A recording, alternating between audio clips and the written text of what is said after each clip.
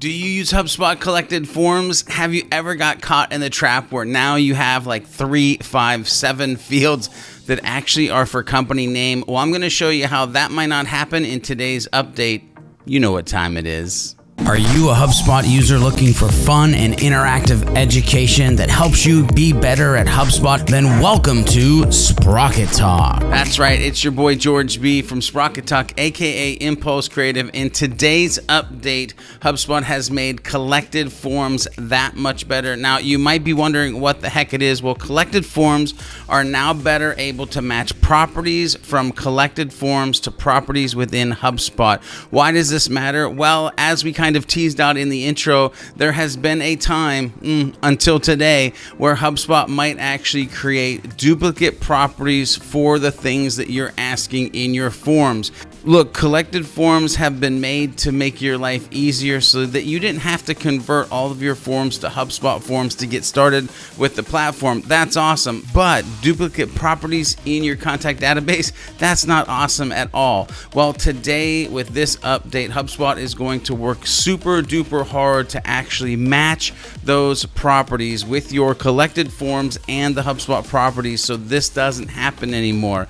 Look, one of the things that you might want to do as a super pro tip to help this out is go look at the HubSpot properties, go to your actual forms tool and rename those properties to match the properties in HubSpot. This will make it way easier for them to go ahead and do this matching update. However, you don't need to do that. That's just a pro tip from me. They're going to do their best in the back end to make this an awesome tool. But you know, with the latest update of being able to convert your non-HubSpot forms into HubSpot forms, heck, this might be a great opportunity to do that as well. Look, do you like these updates, tutorials, and interviews that we're throwing down? Then make sure you head over to sprockettalk.com/FB. That'll take you to our private Facebook group where we can carry on the conversation. Also, make sure you check out sprockettalk.com/audio and /video so that you, the savvy sales, marketer, or service professional, can check out our podcast and learn how you like to learn.